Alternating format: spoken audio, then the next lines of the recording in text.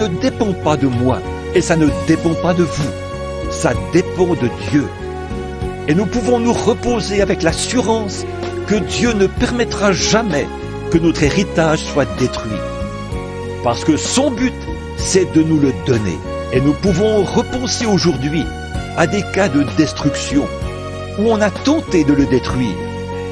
Nous avons la promesse de Christ lui-même. Nous repensons aux enfants hébreux, alors que Dieu avait un but pour eux. Quand ils étaient là-bas à Babylone, et que la fournaise avait été chauffée 7 fois plus qu'elle ne l'avait jamais été, afin de détruire le but de Dieu. Et tout Babylone était rempli de fureur. Ils étaient décidés.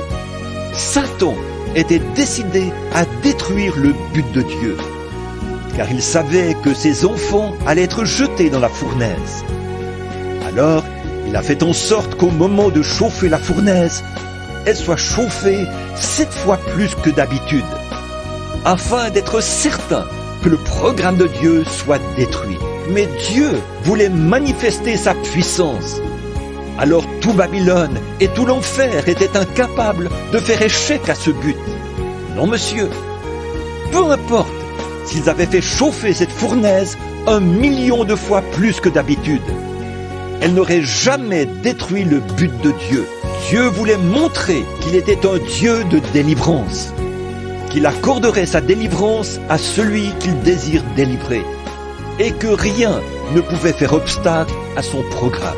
Alors, quand on a chauffé la fournaise, Shadrach, Meshach et Abednego ne savaient pas du tout qu'ils sortiraient de cette fournaise.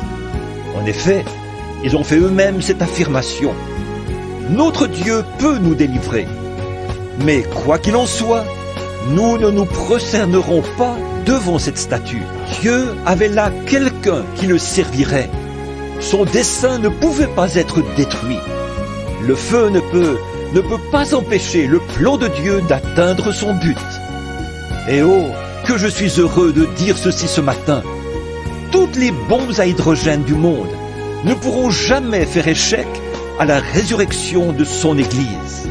Malgré toutes les explications convaincantes, toutes les mathématiques et tout ce que ce monde intelligent s'est proposé de faire, dans le but voilé de détruire la foi des enfants de Dieu, il n'y arrivera jamais.